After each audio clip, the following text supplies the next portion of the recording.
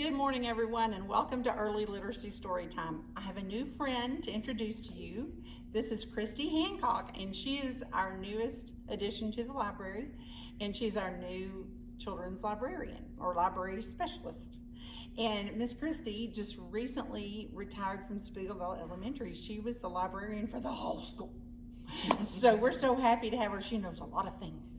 And so we're so happy to have you, Miss Christy. I'm so excited to be here. Yeah, and she's going to read the story for you. We're going to start out with Hello, Friends. And is everybody ready? Miss Christy, Ready. You ready? All right, here we go. Hello, friends. Hello, friends. Hello, friends. It's time to say hello. And our theme for this week, and it's going to be posted on Facebook as well. I have a little chart for you there, but our theme is onomatopoeia. And onomatopoeia is a word that names a sound, but also sounds like that sound. So like pop or bang.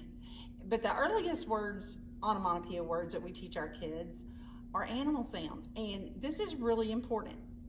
And it's a natural thing to do to teach onomatopoeia, even though we don't walk around going, bark is onomatopoeia.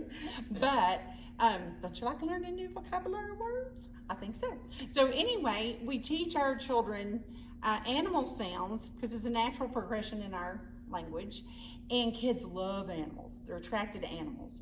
And even when babies are first born, they learn the association with sounds. They know their mama's voice, different from their daddy's voice. That source is my dad. That would be from my mom, or if the dog barks. They're learning to associate sounds with the source of that sound. Okay, so that's an important thing. And onomatopoeia is there in the very early stages, right? They're the very first. Okay, and then it moves to them being able to make the sounds. Then it moves to them being able to make words and sentences. So it's very interesting that that's a developmental thing with our language, something as easy as animal sounds. And then it goes across all languages. We find that in all languages, that it's a way to communicate early on. So it's an important literary device. So Miss Christy has a fun book to read to you. Using onomatopoeia. Using it for sure. And Bob, I love Bob. I'm gonna go over here for a minute and I'll come back. Hey, girls and boys, I am so happy to be here, and this is my very first story, so let's have fun. It's called Bob by Tracey, Campbell, Pearson. Wonder who Bob is. There he is. Bob, a rooster, lived with a bunch of chickens. Chickens clucked all day long, and so did Bob. Cluck, cluck, cluck. Is that what roosters say? One day, Henrietta told him the truth. Bob, she said, you're not a chicken. You're a rooster. You need to stop clucking and learn how to crow so you can wake up the girls every morning. That's what roosters do. Will you teach me? Asked Bob. Nope, said Henrietta. I'm a cat. Cats don't crow. I can only teach you how to meow. So Bob learned how to meow. Then he went off in search of a rooster. Can you say it with me? Meow, meow. Bob walked and walked until he met a dog. He learned how to woof and wag, but a dog is not a rooster. So Bob continued on down the road. Meow, meow, woof, wag.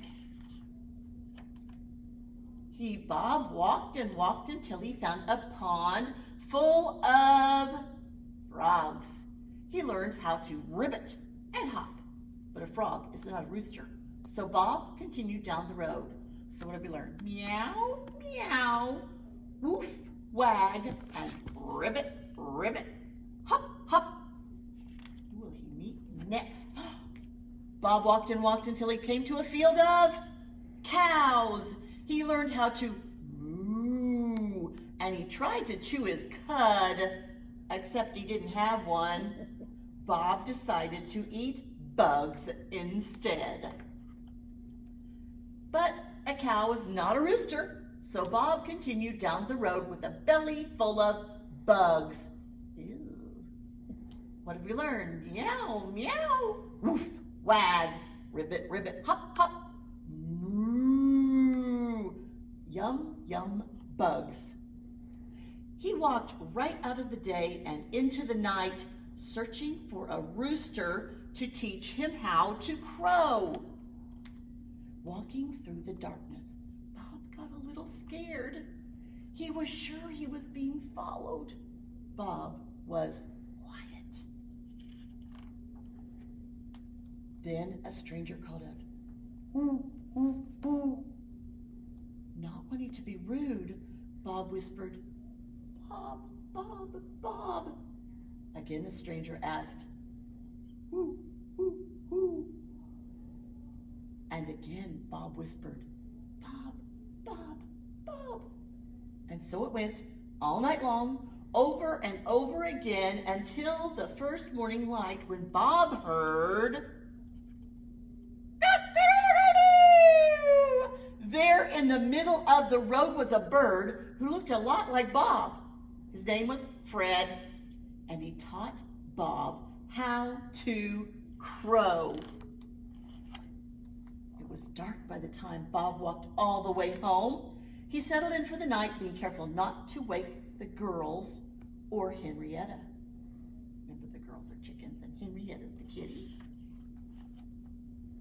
Bob was too excited to sleep. He was wide awake when the fox came. He let out a big cock-a-doodle-doo, but it didn't scare the fox. So Bob called out aloud, "Meow, meow, meow, woof, woof, woof, ribbit, ribbit, ribbit, moo, yum, yum, fox."